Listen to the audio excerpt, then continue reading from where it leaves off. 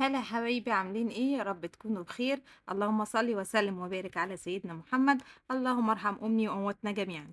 النهارده بقى جايه لكم فيديو جميل من فيديوهات الايه التقيله اللي انتوا اصلا بتحبوها وقلتوا لي عليها في الكومنتات. فيديو تحفيزي كده، يلا بينا نتشجع. قمت كده صليت وانا عايزه ادخل المطبخ وخايفه بصراحه. كل ما ادخل المطبخ اخرج تاني اهرب، عايزه اهرب. المطبخ بتاعي متكركب بقى له كام يوم كده، والدنيا مش متضبّطة خالص فيه. أمّا الدروس بدأت والدنيا اتعكِّت خالص معايا، وولادي اللي في تمرين وفي دروس وأنا اللي باروح باودّي، فالموضوع كان شاق جدًا. فكل شوية أكركب الدنيا مع ولادي بيكركبوا الدنيا، اللهم بارك يعني. المهم قُلت لأ، رُحت قُلت لأ أعمل إيه بقى، أشغّل فيديو تحفيزي كده يشجّعني، وبعدين إيه، أقوم على المطبخ أخلّص الدنيا. وفعلًا شغّلت فيديو تحفيزي والهمة خدتني ورُحت داخلة المطبخ، زي ما أنتم شايفين كده. خلّصت شوية حاجات كده وغسلت الرخامة ولمّعت الحاجات اللي أنا حاطة فيها المعالق دي، تمام، الstainless دي. فكّروني أقول لكم، لأ هاقول لكم دلوقتي. في كان مرّة حصل لي إيه بقى، بسبب الفيديوهات التحفيزية دي كنت دايمًا أقول إيه، ربنا يخلّي مخترع الفيديوهات التحفيزية دي، بتخلّي الواحد عنده power كده ونشاط، يقوم عايز يهد الشقة ويبنيها تاني. فمرّة عايزة ألِم السجاد عشان أودّيه بقى المغسلة. فلقيت إيه بقى، لقيت كل أمّا أدخل على اليوتيوب زي ما يكون يعني بيقروا أفكاري، إن أنا فعلًا في سجّاد وعايز يروح يتغسل، سبحان الله يعني. فكل أمّا أفتح فيديو ألاقي حد بيعمل إيه، بيغسل سجاجيد، ينزّل الستاير ومش عارف بيعمل إيه، المهم نضافة يعني. قُلت لأ، دي رسالة وأنا مؤمنة بالرسايل أوي يعني. قُلت أوكي، يالّا بقى يا ياسمين كده اتشجّعي وقومي اغسلي المشّايات واغسلي السجّاد وأنتِ قدّها ويالّا بينا واستعيني بالله. وفعلًا عملت كده. تعالوا شوفوا المصيبة بقى اللي حصلت لي. أنا حمّامي أصلًا صغيّر، تمام. هو قضّى يعني كفّى المشّايات بس بالعافية، خلّصتها والحمد لله أنا بدأت بالمشّايات وخلصت، أوكي. وبعد كده جيت بقى على السجّاد الكبير قُلت بقى لأ، ده أنا كده أنا هاغسله في الreception بقى. أنا أصلًا أول مرّة أعمل الموضوع ده. ف فرشت السجاد في الreception ومَيّة وغرّقت مَيّة وأريال وحاجات كده، تمام. وإن أنا أعرف ألمّها مش عارفة، lost. ألِم من هنا تتبهدل من الناحية التانية. بقيت عارفة بقيت مُزبهلة واقفة كده مش عارفة أعمل إيه، اتصرّفت إزاي. اللهم بارك، ربنا يدّيها الصحة. في واحدة بتيجي تساعدني كده مرّة في الشهر أو مرّتين على حسب ظروفها يعني، سِت أمينة ربنا يدّيها الصحة. اتصلت بيها، تعالي يا أم فلانة الحقيني، الموضوع زاد عن حدّه، ده أنا عملت مصيبة، تعالي ده أنا عملت كذا، كذا، كذا. إيه يا أبلة ياسمين اللي أنتِ عملتيه ده؟ أول ما جات، إيه اللي أنتِ عملتيه ده، أنتِ من إمتى بتعملي كده؟ قُلت لها منّه لله، منّه لله الفيديو التحفيزي اللي أنا اتفرّجت عليه، أنا مش هاتفرّج على فيديوهات تحفيزية تاني. وحسبي الله ونعم الوكيل.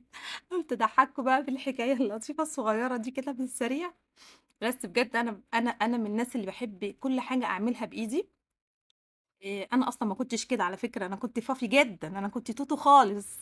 بس الدنيا بتعلّم بقى وحصل لي مواقف كتير ووقعت وقُمت واتداس عليّا وقُمت تاني واتظلمت يعني زيي زي أي حد في الدنيا يعني، تمام. بس أهم حاجة إن أنتِ تقومي على رجلِك من تاني وواثقة من نَفْسِك، وأهم من ده كُلّه تستعيني بالله سبحانه وتعالى، وتخلّي نيّتِك كده تبقى صالحة، أنتِ متصالحة ونيّتِك كده سليمة، تمام. وصدّقيني ربنا هيجازيكِ كل خير.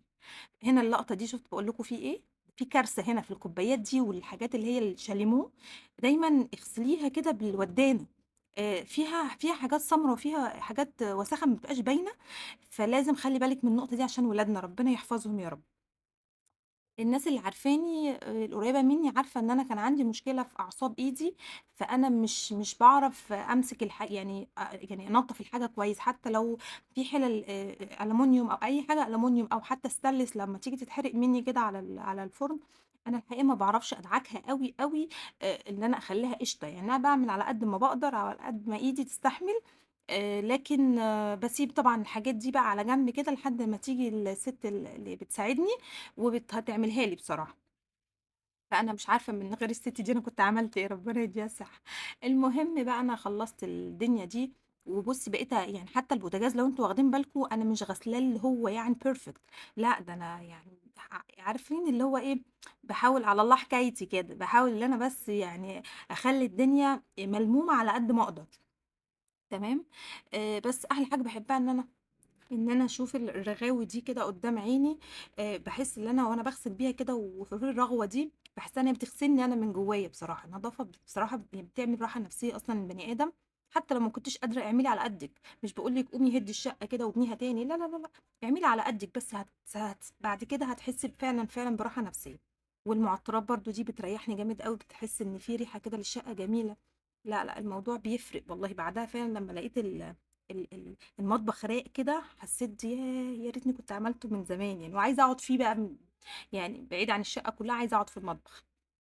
هنا بقى أنا كانت الأطباق كنت باشيلها، وده شكل بقى النهائي. لو عجبكم الفيديو ما تنسونيش بدعوة حلوة بالله عليكم، ولايك وشير وسبسكرايب. أهم حاجة شير كده لو واحدة صاحبتِك كسلانة كده، أو أختِك كسلانة، قولي لها يالّا نتفرّج على الفيديو. قولوا لي لو عايزين الفيديو يطول أكتر من كده، أنا صغّرته خالص لإن هو كان مدة كبيرة. لو عايزين في الفيديو التحفيزي يبقى أطول من كده عشان نتكلم أكتر يعني من كده شوية، يا ريت تعرفوني في الكومنتات. يالّا أستودعكم الله وأشوفكم في فيديو جديد. باي، باي.